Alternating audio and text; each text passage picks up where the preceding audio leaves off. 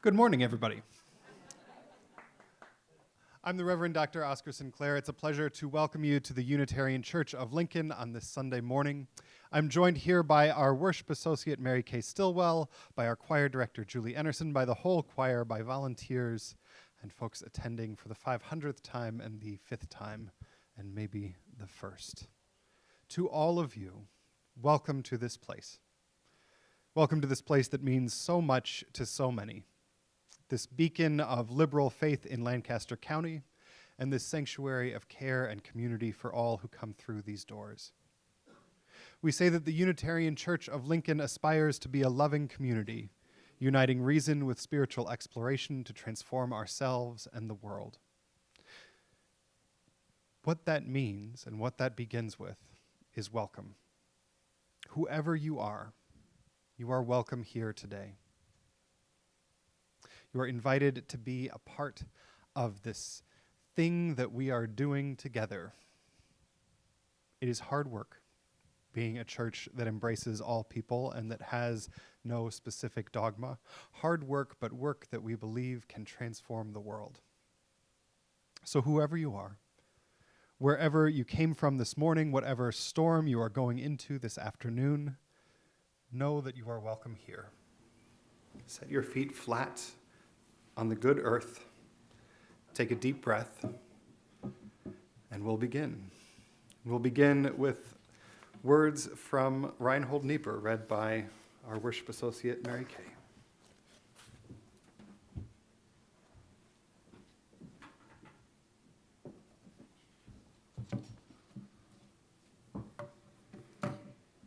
Nothing that is worth doing can be achieved in our lifetime. Therefore, we must be saved by hope. Nothing which is true or beautiful or good makes complete sense in any immediate context of history.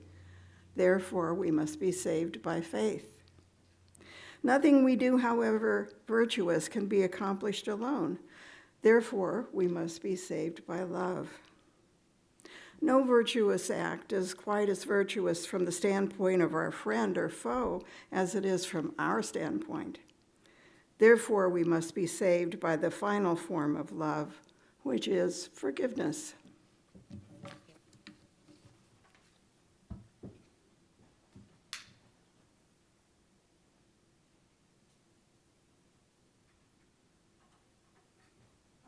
Our first hymn for the day is 159. This is my song. Please stand as you like.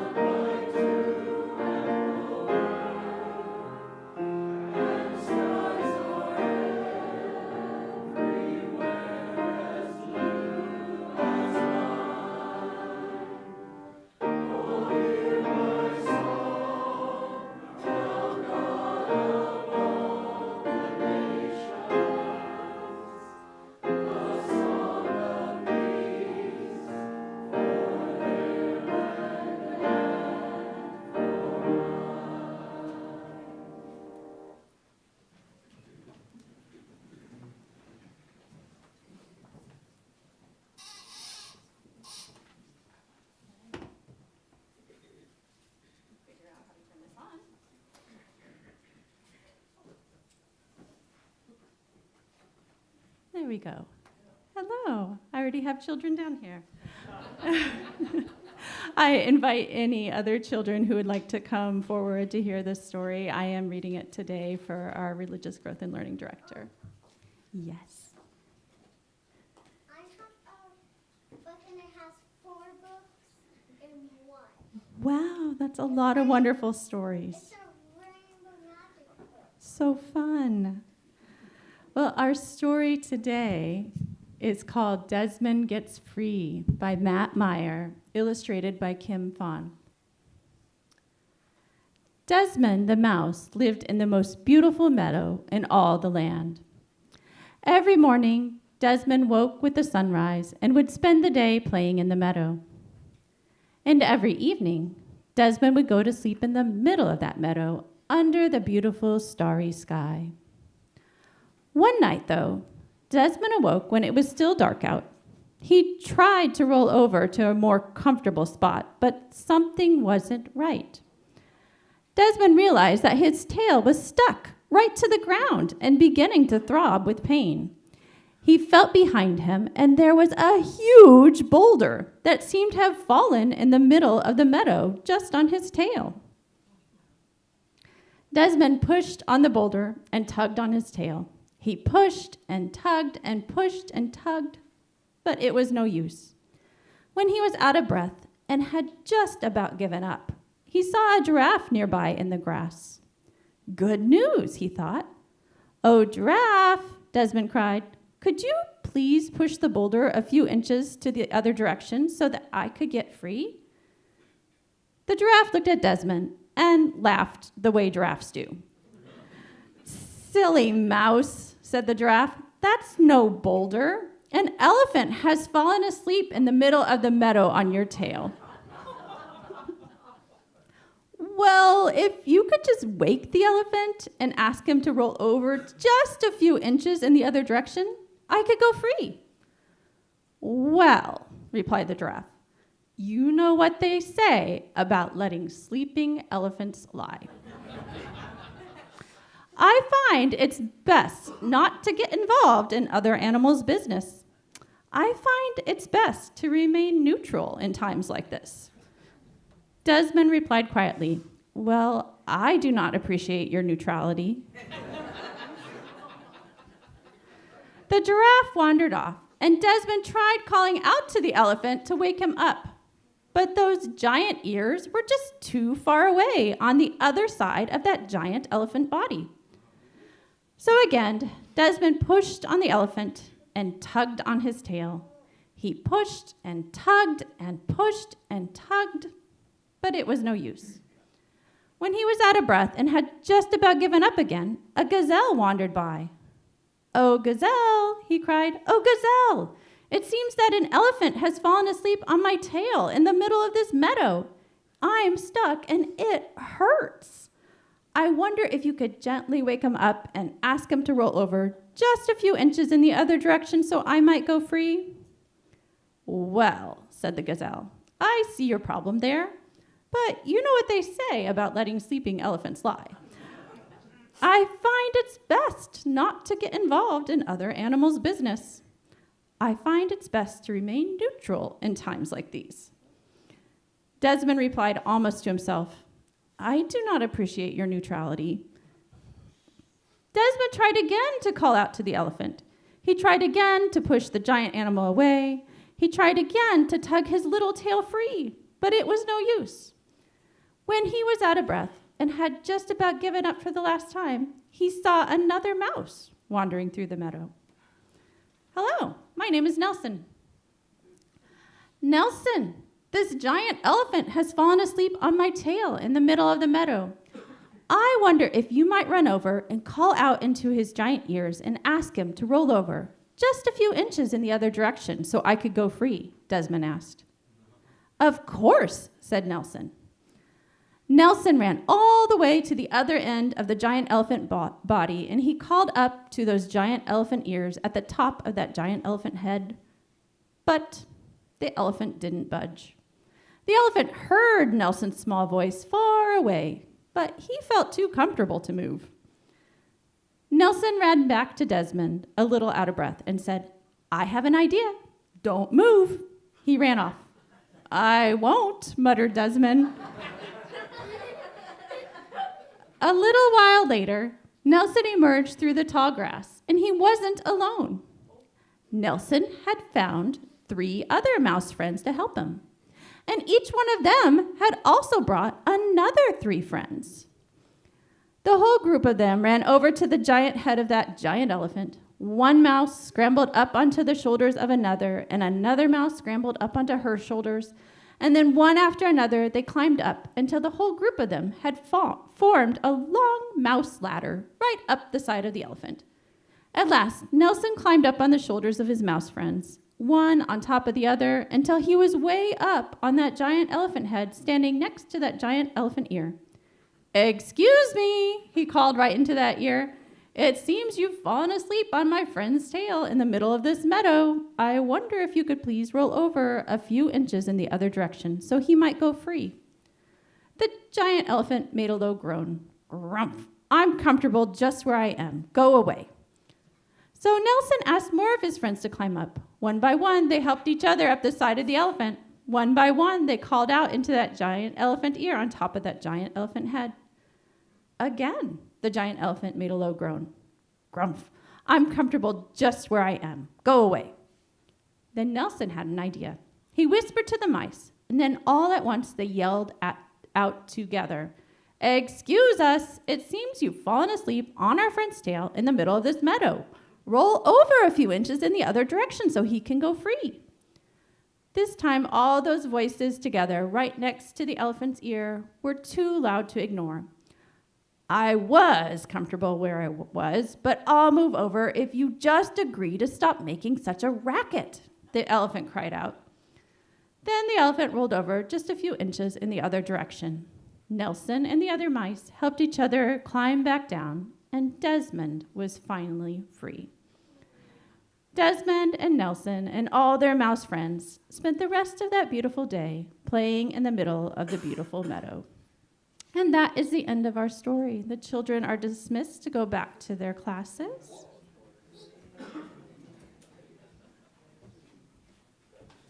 All right, and I'm going to change hats here. And I'm Kim Zeman, a member of the Board of Trustees. I want to offer a special welcome to those of you who are visiting for the first time. I'm here to share a couple of announcements with you as our church community encompasses more than just Sunday service. Our Green Sanctuary Committee is offering a panel discussion about electric air source heat pumps and financial incentives here next Saturday, February 3rd at 10 a.m. And the Social Justice Committee is selling chocolates in the gallery for Valentine's Day the next 2 weeks, and they are delicious. So, find me or another board member with one of these blue ribbons if you have questions that we may answer for you.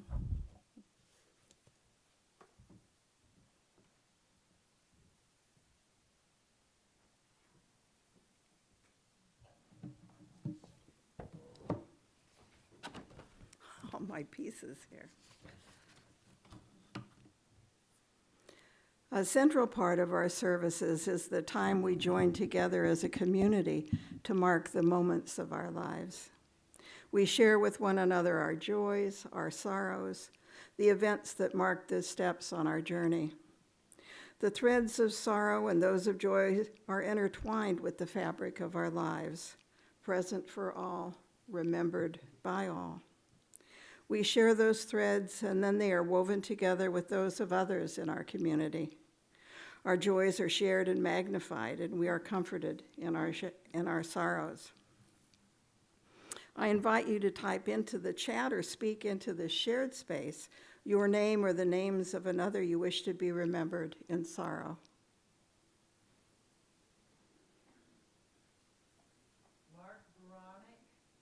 Mark Veronic. Mark Veronic.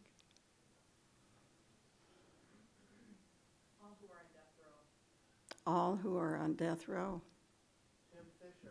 Kim Fisher. Daniel Loop.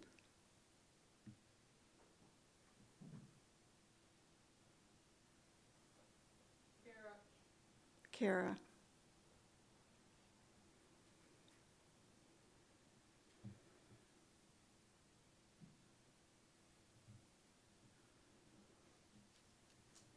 There is a little delay, so I'm just waiting a minute to see if any sorrows show up.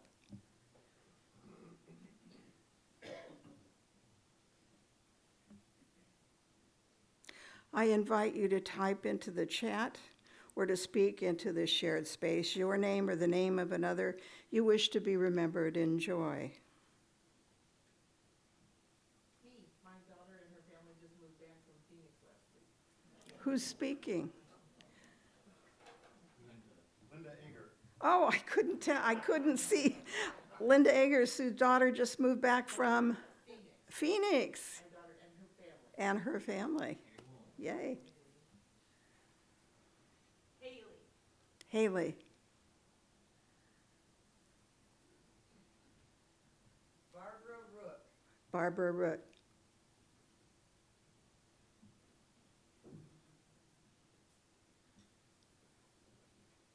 Tom's 80th birthday yesterday.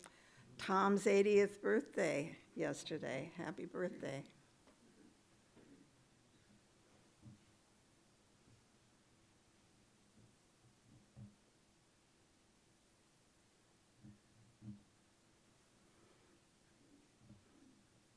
We have two sorrows in the chat. One from Erica Berkey Rios, remembering KJ Sirkin a year since their passing.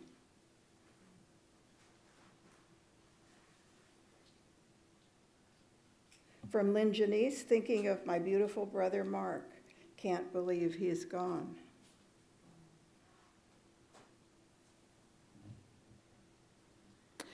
We know too that there are some joys and some sorrows that are yet unspoken but still deeply felt. Let's hold a moment of silence for everything unspoken.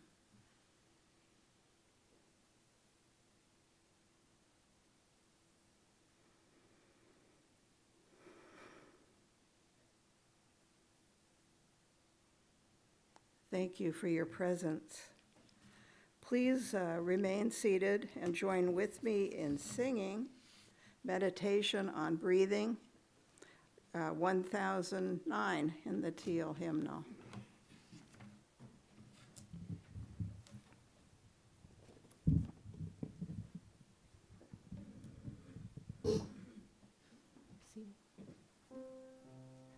Breathe in, breathe out, breathe in, breathe. When I breathe in, I'll breathe in peace. When I breathe out, I'll breathe out love. When I breathe in, I'll breathe in peace. When I breathe out, I'll breathe out love. When I breathe in, I'll breathe in peace. When I breathe out, I'll breathe out love. When I breathe in, I'll breathe in peace. When I breathe out, I'll breathe out love. When I breathe in, I'll breathe in peace. When I breathe out, I'll breathe out love. When I breathe in, I'll breathe in peace. When I breathe out, I'll breathe out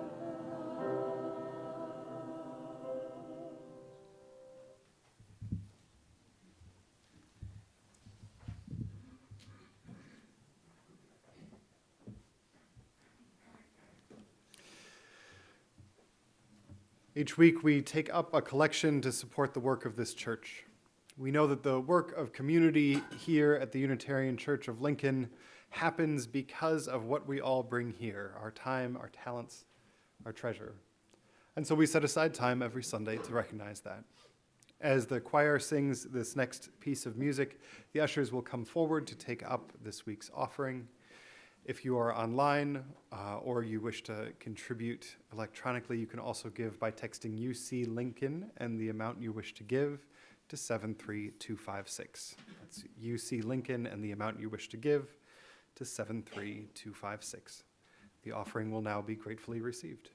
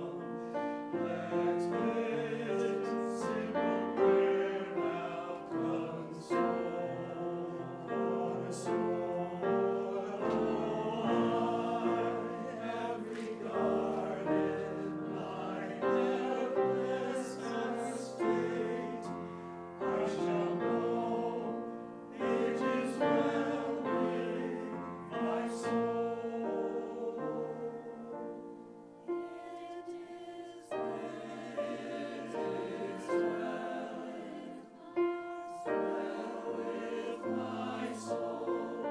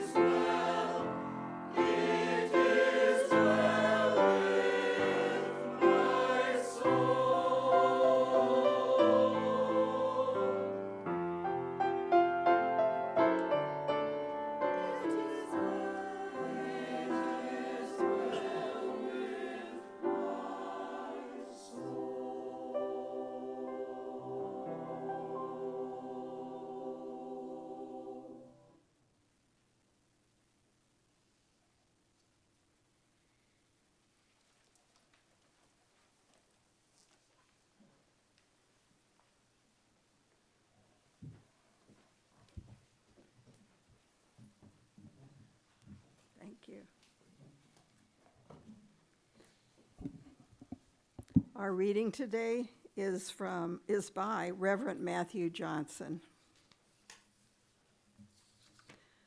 The word freedom is, of course, free plus domination, free from domination. Free comes from the Old English and back to the Proto-Indo-European root, pre. The Germanic languages changed the P sound to an F, so pre becomes free. So we go to the appendix and the meaning of the word pre, and it says to love. Wait, what? The word that becomes free begins as to love. The theme this month is liberating love, and it is that because in the new statement of what unites us as Unitarian Universalists, liberating love is placed at the center of our faith, the love that sets us free. This is why we say, this is what we say is the heart of who we are. Liberating love, and now you're telling me, comes from the word free, comes from the word that means to love. Yep. And the word pre, to love, becomes the Sanskrit word priya, meaning dear or beloved, and priet, loves. In Slavic, it becomes prijatali, meaning friend. It does that in English too, becoming friend. Remember, the Germanic languages changed P to F. And you know who figured that out, by the way? It was Jacob Grimm from Grimm's Tales. I kid you not. In Old Norse, pre becomes the name of Frigg, the wife of Odin, literally meaning beloved. In German, you get Friede, which means peace. Through French, you get the word afraid, which means to break the peace or disturb. And in English, you get free. And the theory is that it means belonging to the loved ones, and therefore not in bondage, not enslaved, free. This is the meaning of the word. We love them, and so we do not hold them in bondage. They are our friend, so we want them to be free. They are beloved, so we do not oppress them. To be free is to be loved, and because you are loved, you should be free. Please stand for our third hymn. Number 121, We'll Build a Land.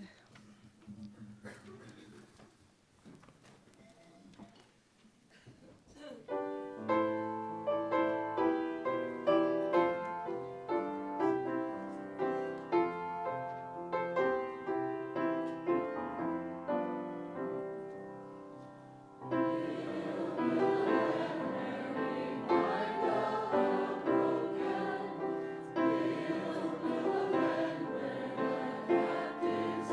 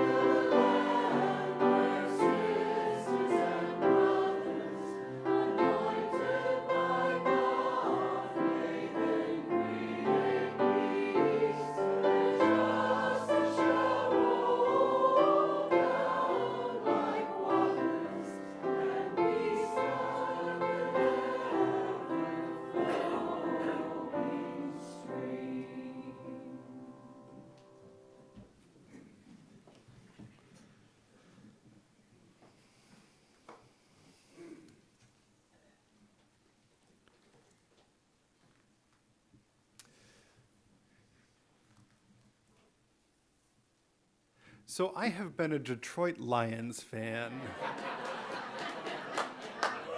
as long as I can remember. So of course that's where the sermon's going to start this week. Because until a few weeks ago, rooting for the Lions was an unusual personality quirk, usually a mark of some ancestral connection to the state of Michigan, innocuous and the subject of mild pity from other football fans. The last time the Detroit Lions were any good was the early 1990s. The last time they won a championship was 1957, back in the pre-Super Bowl days. So to put that in Nebraska terms, the last time the Lions made it this far in the playoffs was midway through Tom Osborne's tenure.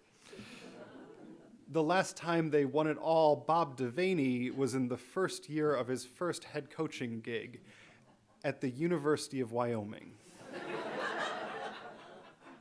For non-football people, President Eisenhower was just starting his second term. The Lions are a bad football team. They are historically, world-definingly bad. But the Lions always play on Thanksgiving.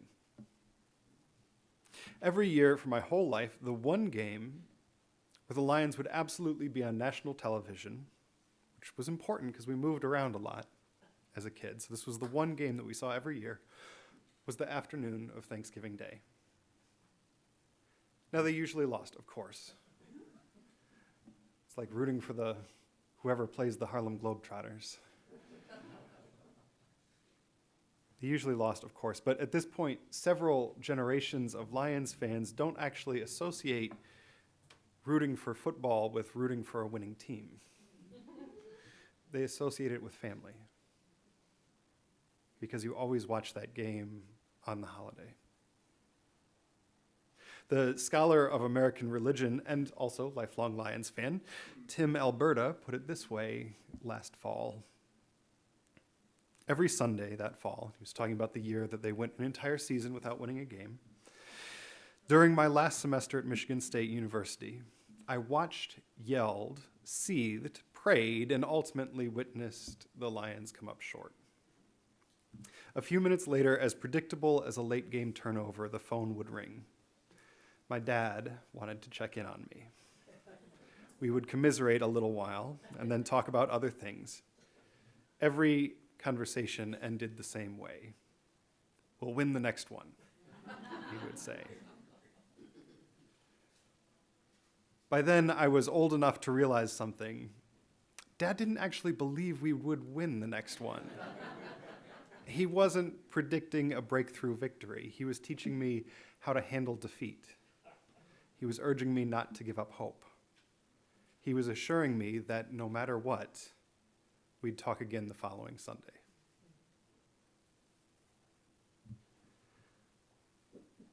Our theme this month is liberating love. And for the last 2 weeks, we've taken up the question of liberation. What do we need to be liberated from? We talked about systems that oppress us, systems that diffuse responsibility, and the necessity of people of faith to make a moral case in public for freedom from those systems. Last week, we talked about liberation from suffering, how grief is an inevitable part of life, how different traditions have set up systems of transcending or moving through that inevitable suffering. Tempting as it is to finish this series by saying, what do we need to be liberated from 50 years of mediocre football in Detroit, that's not actually where we're going. It's the other part of that story, the part that does it together, the part that says we'll talk again next week. Because the language that we've been talking about all month, we're going to vote on as a denomination in June, doesn't put liberation at the center alone. It puts liberating love there. And love is not a solo project. It doesn't happen in isolation. There's another way to look at liberation, another way to look at what we need to be liberated from that's been mostly unspoken but very present the last 2 weeks. We live in an age of disconnection, of dehumanization, of systems that set up groups of people of other as other so that we can simply focus on our own. It takes work to transcend that, right? It takes some moral imagination for many Unitarian Universalists to see themselves in the problems of the county jail, right? It's easy to love people in this room, relatively. I don't know. There's a lot of people in this room. There's a lot of relationships. It's relatively easy to love the people that are in the room with you on a Sunday morning at a church. This is true. But finding ways to love people you have not met, people who society says have committed crimes, that's harder work. Because if the cost of love is grief, like we talked about last week, then we instinctively want to keep the circle of that love close. We don't want to open ourselves up to too much grief. We don't want to grieve for the county prison, so we resist talking about love there. We don't want to grieve the world, so we resist talking about it.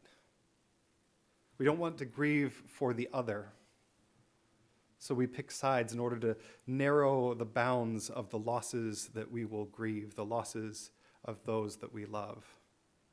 We will only love this small group of people.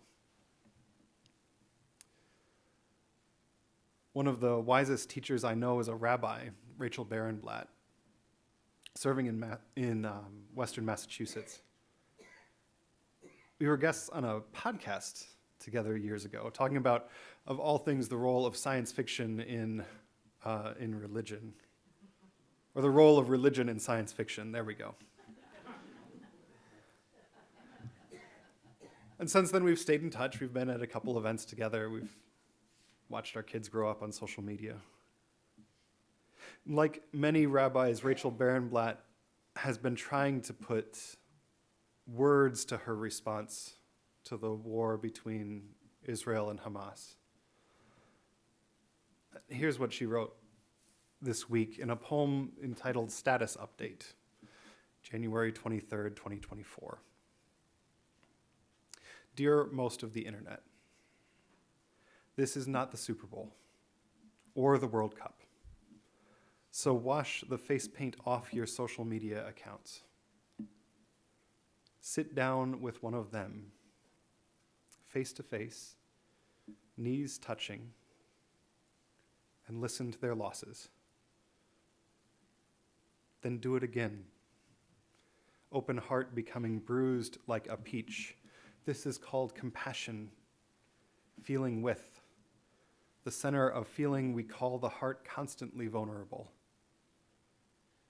I don't want to hear anything from people who mourn only one set of children. Likewise, if your answer is get rid of all of them, go to the back of the line and think about your choices. Is your status update helping? If not, go wash the dishes. Or send a condolence note to someone in your community who has just lost a parent. Or practice on Duolingo and get one word closer to understanding someone different than you.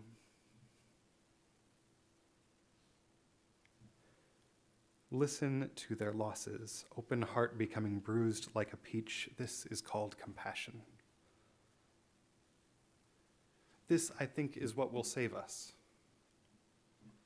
When you feel like you are losing compassion, she writes, do something concrete and compassionate. Send a note to someone that is grieving. Wash the dishes, which is an act of love. Practice a new language so that you can understand what someone else is telling you.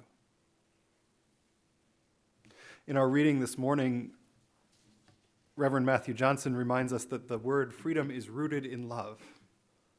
To be free is to be loved, and because you are loved, you are free.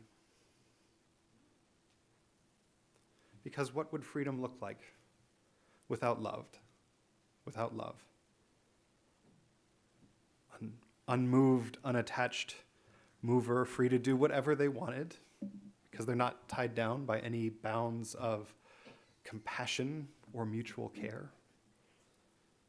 That does not sound like the freedom I aspire to. It doesn't sound like the freedom we talk about here. It sounds like a certain businessman running for a second term in office. No, the freedom of liberating love is the one that Martin Luther King talked about at the Ware Lecture to Unitarian Universalists in 1966. He said, "I'm saying this, that all life is interrelated, and somehow we are all tied together.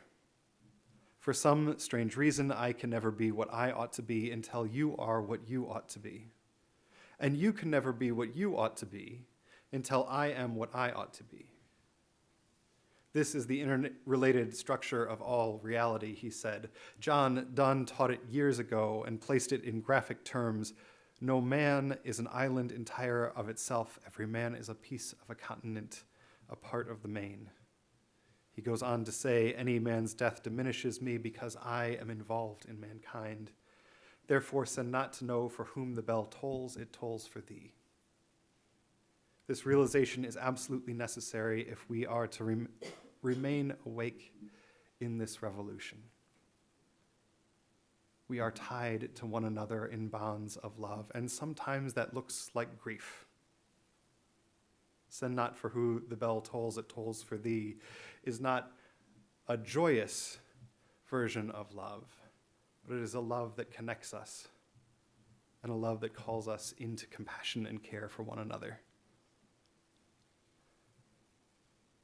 That was in 1966. It's not a coincidence that the newly formed Unitarian Universalist Association took this idea from King and put it straight into our founding documents.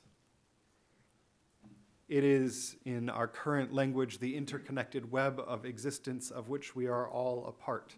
The thing that we point to every Sunday when we do joys and sorrows and say, our sorrows are easier borne when we do it together. Our joys are easier celebrated. Church looks like people showing up for Tom Winter's 80th birthday at a church. That's freedom, because that is liberating love. It's what Susan Frederick Gray was talking about when she ran for UUA president in 2016, saying, this is no time to go it alone. There has never been a time to go it alone. Liberation does not happen in isolation. It cannot. We need each other for the big stuff. And the work of freedom, from system suffering or football losses, happens when we are together. We know this in interpersonal work. We practice it when we do joys and sorrows every week. It's what Tim Alberto was learning from his father after every Lions game. We are better together, and tending to those connections, cultivating love, makes it easier to handle the day-to-day challenges of life and to set each other free. But it's also true, not just in interpersonal terms, but that the biggest problems that we face, from climate change to wars in Gaza and Ukraine to whatever is happening in American politics right now, aren't going to be solved by one person or one group figuring out some miraculous solution. We will get free when we figure out ways to connect with each other, to see each other as our neighbors and act accordingly, to recognize that our freedom and our love are tied up with one another, all of us.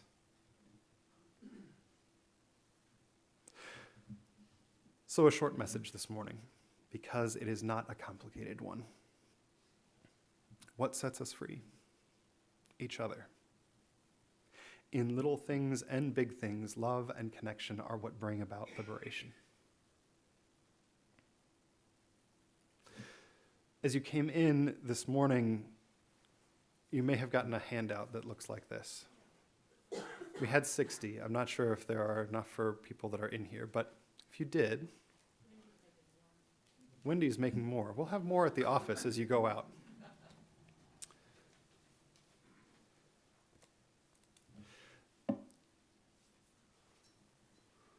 Well, take a look at this.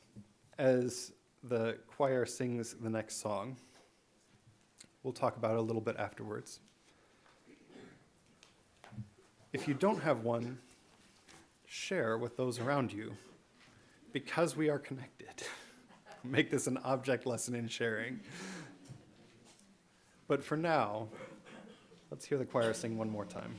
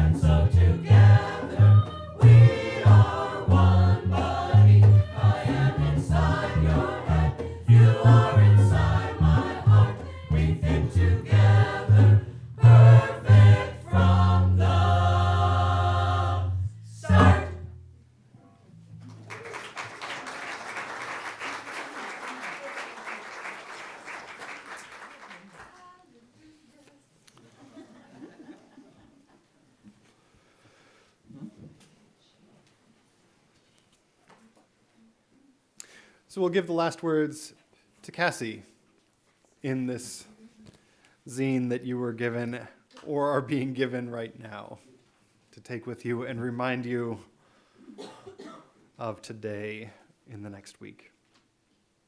We are stronger together. We are capable of radical love. Isolated acts will not save us. Community will.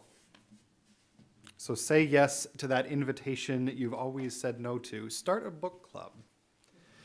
Talk about hard things with strangers. Keep showing up for one another. Roll that boulder on up the hill one more time together. Go in peace and amen. Our closing hymn is number 1028, The Fire of Commitment.